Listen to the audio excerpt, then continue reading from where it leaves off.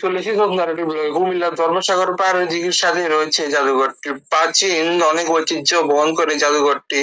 ইট পাথরের নগরী কুমিল্লা শহরে এবার জাদুঘর বা আসলে খুব ভাগ্যের ব্যাপার।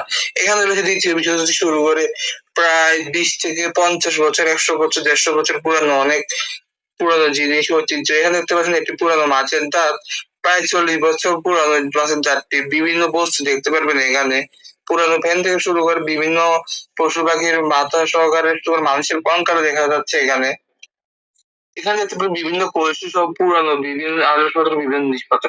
জাদুঘরের পরিসরে সাবেক স্কুল শিক্ষক নাজমুল স্যার আমাদের বলেন যে প্রায় তিনি 50 জেলায় ঘুরে প্রায় গত 30 বছর ধরে বিভিন্ন জিনিস সংগ্রহ করে আসছে এবং আমাদের জন্য এখানে একটি নতুন সংগ্রহশালা খুলেছেন।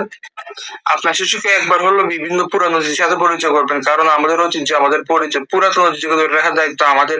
অবশ্যই একবার হলেও আপনারা বিভিন্ন জাদুঘর, বিভিন্ন সিস্টেম ঘুরে দেখবেন। এখানে দেখতে পাবেন তাছাড়াও এখানে রয়েছে পুরানো আমলের অনেক ট্রফি থেকে শুরু করে অনেক বস্তু। পুরাতন রেডিও দেখতে পাচ্ছেন পাশে, ওভেন, অক্কা, টেলিভিশন সহ খড়ম সহ নানা রকম পুরাতন অনেক ঐতিহ্যবাহী জিনিসপত্র। তাছাড়াও কথায় আছে বর্তমানে শিশু আগামীর ভবিষ্যৎ। বাচ্চারা জ্ঞানী হলে আমাদের দেশ উন্নতি করবে, দেশ আগাবে। তাছাড়া এখানে দেখতে পারেন বামিচিন বিভিন্ন ঐতিহ্যবাহী অনেক জিনিসপত্র বস্তু। এছাড়াও এখানে রয়েছে বিশেষ সময়কালের অনেক বস্তু। মনে হয় কি আমরা এখনো জীবিত রয়েছে। দেখতে পারেন পাকিস্তান আমলের অনেক জিনিসপত্র। দেখতে পাচ্ছেন অনেক কিছু মানুষের মাথার খুলি, কারণ অনেক পুরাতন যুদ্ধের হেলমেট, পাকিস্তান আমলের যুদ্ধের হেলমেট, পাকিস্তান আমলের মুদ্রাগুলো আমাদের। এগুলো প্রায় অনেক পুরানো মুদ্রা। প্রায় ৬০ থেকে ৫০ বছর আগের মুদ্রা। তাছাড়া এছাড়া ভারতীয় মুদ্রা সব বাংলাদেশী মুদ্রা, প্রাচীন আমেরিকান মুদ্রা রয়েছে, বিভিন্ন ক্যামেরাও রয়েছে, পুরাতন অনেক ক্যামেরা, প্রায় ১০০ থেকে ১৫০ বছর আগের ক্যামেরা এগুলা। তাছাড়া এই ক্যামেরাগুলো অনেক ঐতিহ্যবাহী। বাংলাদেশের যুদ্ধের ছবিও তুলেছে এই ক্যামেরাগুলা। দেখতে পারেন পুরাতন চাবি সহ নানা রকম দাতব্য বস্তু সহ নানা রকম জিনিস।